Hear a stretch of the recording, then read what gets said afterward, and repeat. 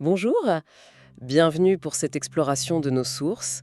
Aujourd'hui, on se penche sur un sujet brûlant en France. Bonjour. Oui, cet appel à mobilisation nationale, là, pour le 10 septembre 2025. Exactement, avec ce mot d'ordre assez percutant, bloquons tout. Hmm. Et derrière ça, en fait, il y a toute une contestation d'un plan d'austérité du gouvernement. Oui, celui qu'on associe souvent à François Bayrou. On parle de 44 milliards d'euros d'économies, c'est ça? C'est ça. Avec des mesures comme la suppression de jours fériés, des coupes budgétaires. Bon, le cocktail classique, on va dire. Et pour y voir plus clair, on a pas mal de documents cette fois. Oui, c'est assez varié.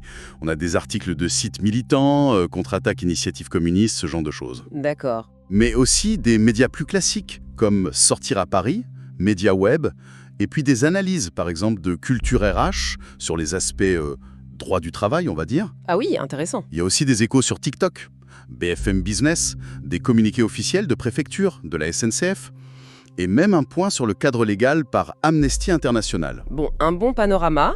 Notre objectif là, c'est de décrypter un peu tout ça. D'où bien cet appel bloquons tout? C'est quoi les objectifs précis? Et surtout, comment ils comptent s'y prendre? Ces fameux blocages, les grèves. Qui est derrière tout ça? Pourquoi? Voilà. Et puis les impacts possibles, bien sûr, économiques, sociaux. On va essayer de démêler les fils en regardant ce que disent les différentes sources. Alors, on commence? Allons-y. Bon, alors ce slogan bloquons tout, c'est vraiment le cœur du truc, on dirait. Ah oui, l'idée qui ressort des sources comme Sortir à Paris ou Média Web, c'est vraiment ça. Paralyser le pays. Une paralysie générale. Et ça viendrait d'où cette initiative? Du web apparemment. Oui, ça semble être parti comme ça, un mouvement citoyen en ligne qui a essaimé, quoi. Et la cible, elle est claire. Très clair. Le plan d'austérité, les 44 milliards, et puis ces histoires de jours fériés qui sauteraient, le lundi de Pâques, le 8 mai. Oui. Et les coupes dans les services publics, évidemment. Ce qui est frappant, c'est comment ce mot d'ordre simple « bloquons tout », il arrive à capter une colère beaucoup plus diffuse, non ? Ah oui, tout à fait. Quand on regarde les documents syndicaux, les préavis de la CGT par exemple, que ce soit dans les Hauts-de-France ou en Nouvelle-Aquitaine, on sent bien que ça dépasse juste le plan Bayrou. C'est un sentiment d'injustice plus profond. Exactement.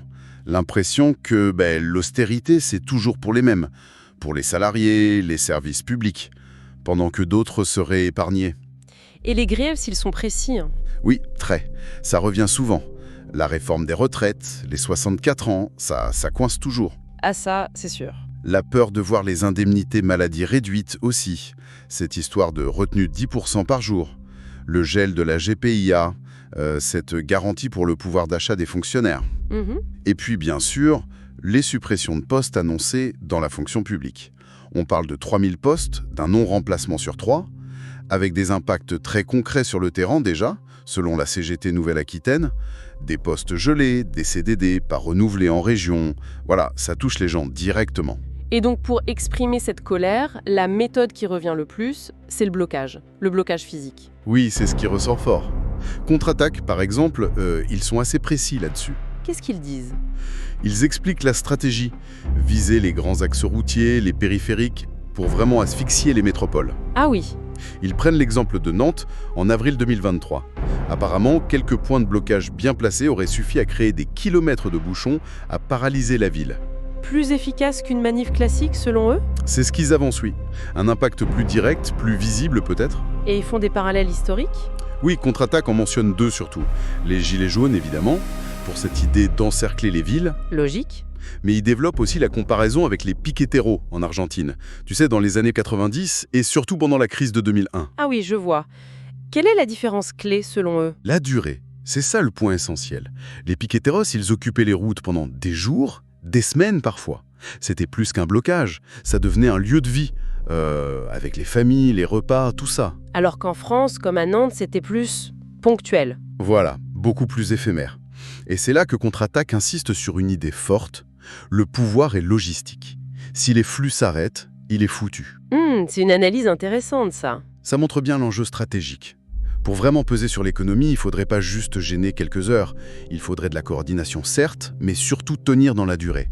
Paralyser durablement, c'est autre chose. Donc, les blocages routiers, c'est l'action phare, l'image forte. Mais ce n'est pas la seule carte sur la table, si je comprends bien. Ah non, loin de là. Les sources montrent vraiment une stratégie sur plusieurs fronts. Comme quoi, par exemple? D'abord, le front classique du travail, Mhm. les grèves. Et là, il y a des appels assez massifs qui circulent. Dans quel secteur surtout? Des secteurs clés, l'énergie déjà. La CGT a lancé un mouvement reconductible dès début septembre. D'accord. L'éducation aussi. Sud Éducation, la CGT Éducation ont déposé des préavis. Et l'USL, le syndicat lycéen, appelle carrément au blocage des lycées. Ah oui, les jeunes s'y mettent aussi. Et les transports, forcément. Bien sûr. RATP, SNCF. On s'attend à des perturbations le 10 septembre, même si la grosse journée intersyndicale, c'est plutôt le 18, avec FO, Sudrail, l'UNSA et d'autres. Mais le 10, ça risque de coincer déjà. Et la santé, les hôpitaux. Pas épargnés non plus. À la PHP, les hôpitaux de Paris, il y a des préavis d'un front syndical assez large. CGT, FO, UNSA, mais aussi CFTC et CFDT. C'est assez notable d'avoir tout ce monde-là ensemble. Et ça touche aussi le privé, hein. Ce n'est pas juste le secteur public. Non, et c'est ça qui est intéressant. La CGT appelle à la grève dans le commerce Carrefour, Kiabi, Primark sans citer, dans la restauration collective type Elior, Sodexo, Ah d'accord. et même dans la sécurité privée. Donc oui, ça essaie de déborder des bastions habituels. Même les pharmacies, j'ai cru voir ça quelque part. Oui, elles envisagent des fermetures, mais apparemment ce serait plutôt pour plus tard, vers le 18 et les samedis suivants. Et puis on a des exemples très locaux, comme à Quimper, où les accueils de loisirs pourraient être en grève. Donc l'idée, c'est vraiment de multiplier les points de friction, partout où c'est possible. Exactement. Rendre la journée difficile un peu partout. Et au-delà des grèves et des blocages, il y a d'autres types d'actions qui sont évoquées? Plus sur le terrain économique ou de la désobéissance? Oui, tout à fait. Plusieurs sources, comme MediaWeb ou Sortir à Paris, parlent d'appel au boycott. Boycott de quelles enseignes? Les grands noms reviennent. Carrefour, Auchan, Amazon. Classique. Il y a aussi des incitations à retirer de l'argent des banques, à ne pas consommer ce jour-là, ou à ne pas valider son titre de transport.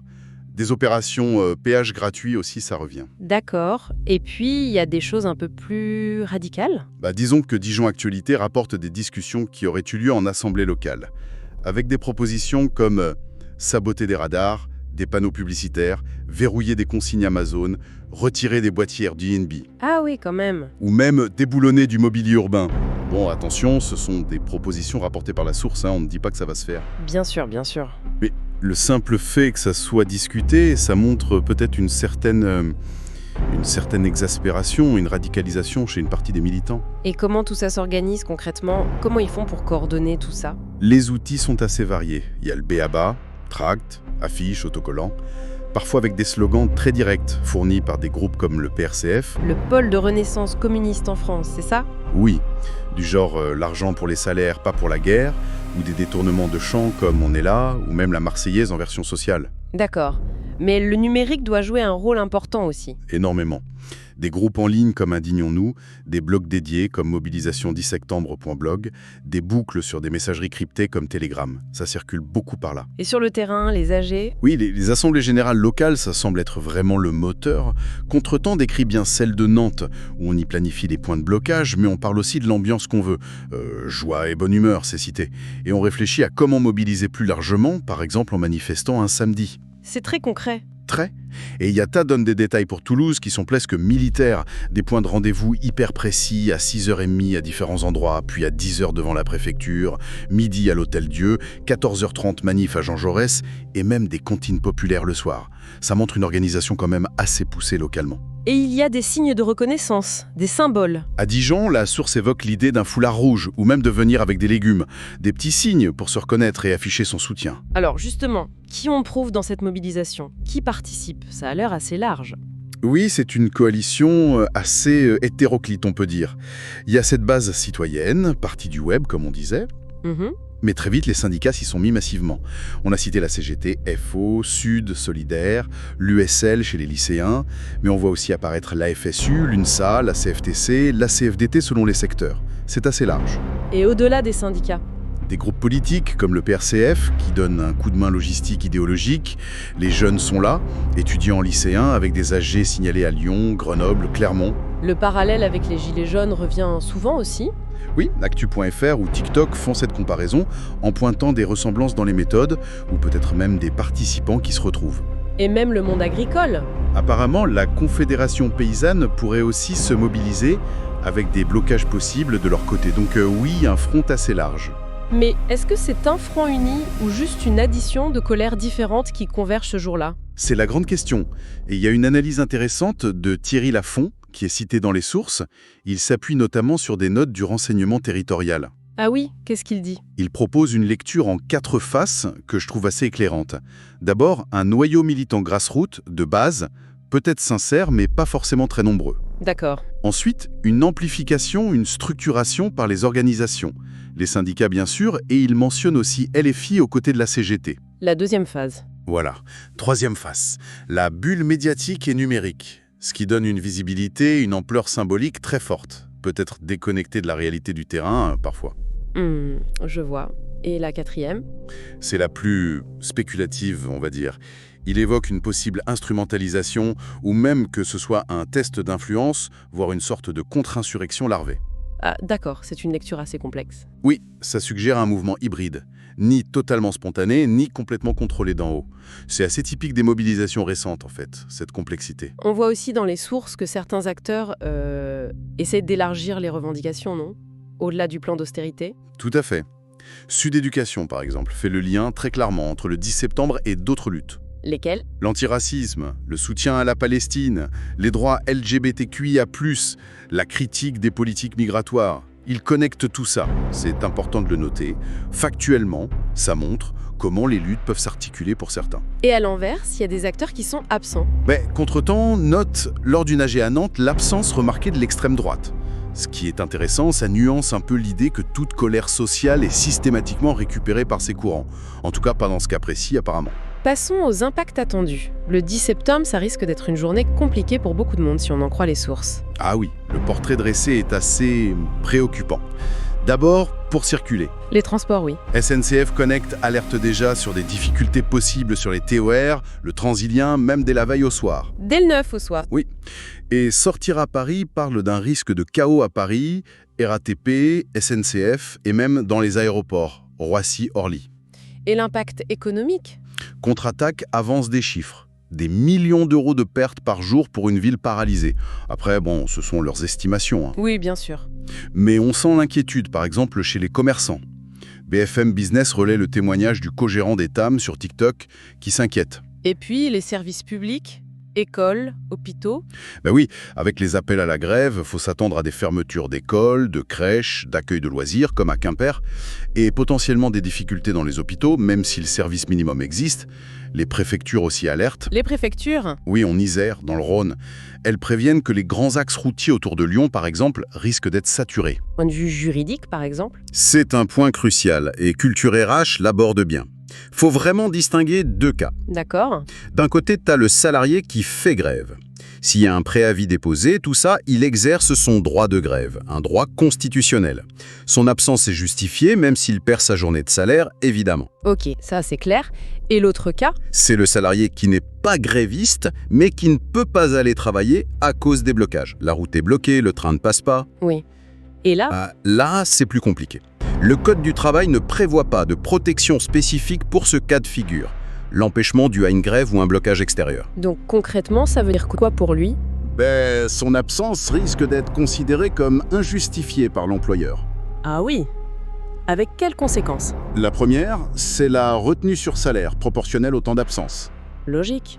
Mais si ça se répète, l'employeur pourrait aller jusqu'à une sanction disciplinaire. Un avertissement, par exemple. D'accord. Donc, qu'est-ce qu'il faut faire si on est dans ce cas? Culture RH donne des conseils. D'abord, prévenir son employeur le plus vite possible. C'est l'obligation de loyauté. Informer. Oui. Et ensuite, essayer de justifier son absence. Garder des preuves. Une attestation de la compagnie de transport si elle existe, une capture d'écran de l'infotrafic, un article de journal, tout ce qui prouve l'empêchement. Et chercher des solutions alternatives. Voilà. Le télétravail, si le poste le permet, et si c'est prévu dans l'entreprise.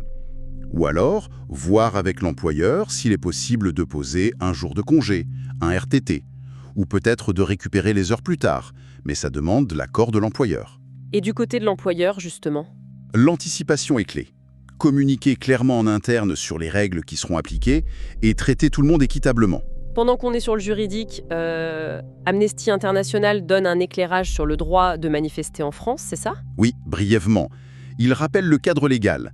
En France, une manifestation doit être déclarée en préfecture ou en mairie avant, entre 15 jours et 48 heures avant. C'est une demande d'autorisation? Non, justement, ce n'est pas une autorisation formelle. Mais si elle n'est pas déclarée, elle devient illégale. D'accord. Et Amnesty souligne que c'est différent du droit international, qui lui tend à ne pas exiger d'autorisation préalable pour ne pas décourager l'exercice de cette liberté. Et les autorités peuvent interdire une manif. Oui, si elles estiment qu'il y a un risque de trouble à l'ordre public. Et ça, Amnesty en pense quoi? Ils critiquent cette notion de trouble à l'ordre public qu'ils jugent potentiellement trop large, trop subjective. Pour eux, le droit international dit que l'interdiction doit être vraiment le dernier recours et strictement nécessaire et proportionné. Ils pointent d'autres lois problématiques? Oui, toujours selon leur analyse, ils mentionnent la loi dite anti-casseur, notamment sur le fait de cacher son visage sans motif légitime, jugée trop vague. Ou encore les délits d'outrage ou d'attroupement, dont les définitions larges pourraient, selon eux, être utilisées pour freiner la contestation. D'accord, c'est important de préciser que c'est leur analyse. Tout à fait, c'est le point de vue d'Amnesty International qu'on rapporte là. Pour bien saisir l'enjeu, il faut aussi voir que ce 10 septembre, ce n'est pas une date isolée, hein. Ça s'inscrit dans un contexte plus large. Ah oui, complètement. Ce n'est pas un coup de tonnerre dans un ciel bleu. C'est une étape dans un calendrier social déjà bien rempli. Il y avait déjà des actions avant. Oui, des grèves ont commencé début septembre, dans l'énergie par exemple. Il y a eu des actions symboliques locales, le 8 septembre, ces fameux pots de départ de Bayrou devant certaines mairies. Et après le 10? Tous les regards sont déjà tournés vers le 18 septembre, une autre grosse journée de mobilisation intersyndicale. Et ce n'est pas un hasard, ça tombe pile au moment où le gouvernement doit demander la confiance à l'Assemblée. Ah oui, le timing est politique. Clairement. Et puis, faut pas oublier les conflits sectoriels qui couvent ou qui sont en cours, comme le signale la CGT Industrie. Donc oui, le 10 septembre, c'est un moment fort, mais dans une dynamique plus longue de contestation. Bon, si on essaye de résumer un peu tout ça. On a une colère sociale bien réelle, nourrie par des mesures d'austérité qui passent mal. Oui, des griefs précis. Retraite, salaire, services publics. Et cette colère trouve une expression assez massive ce 10 septembre, avec une multitude d'acteurs citoyens, syndicats, jeunes, Une coalition hétéroclite, comme on disait. qui utilisent des tactiques très variées. Le blocage est très visible, mais aussi les grèves sectorielles, des actions de désobéissance. Une panoplie assez large, oui, pour contester la politique du gouvernement. Pour l'instant, ne semble pas vouloir reculer. C'est ça. Et la grande inconnue, finalement, c'est l'ampleur réelle de cette mobilisation sur le terrain, sa capacité à tenir dans la durée et à vraiment perturber l'économie, la logistique, ce fameux pouvoir logistique dont parlait Contre-Attaque. En résumé, donc, ce 10 septembre, ça s'annonce comme une journée de forte tension, de perturbations importantes en France, une mobilisation avec beaucoup de facettes et une opposition assez déterminée aux mesures d'austérité. Voilà, une situation complexe et on est loin d'en connaître l'issue, ou les conséquences à plus long terme. Et pour finir, peut-être une question qui reste en suspens après avoir parcouru toutes ces sources. On a vu cette insistance, notamment chez Contre-Attaque, avec l'exemple d'Epic Hétéros, sur l'importance de la durée des blocages pour qu'ils soient vraiment efficaces, sur cette idée que le pouvoir est lié à la logistique. Alors ça amène à se demander, dans le contexte français d'aujourd'hui, qu'est-ce qu'il faudrait vraiment, socialement, politiquement, en termes d'organisation, pour qu'une perturbation comme ça puisse s'installer non pas juste quelques heures, mais sur la durée, des jours, des semaines. C'est une vraie question. Et si ça arrivait, quelles pourraient être les conséquences, au-delà de l'impact économique immédiat, sur le lien social, sur l'équilibre politique du pays? C'est une réflexion qui va plus loin que cette seule journée du 10 septembre. Absolument. De quoi réfléchir. Merci beaucoup de nous avoir suivis pour cette analyse.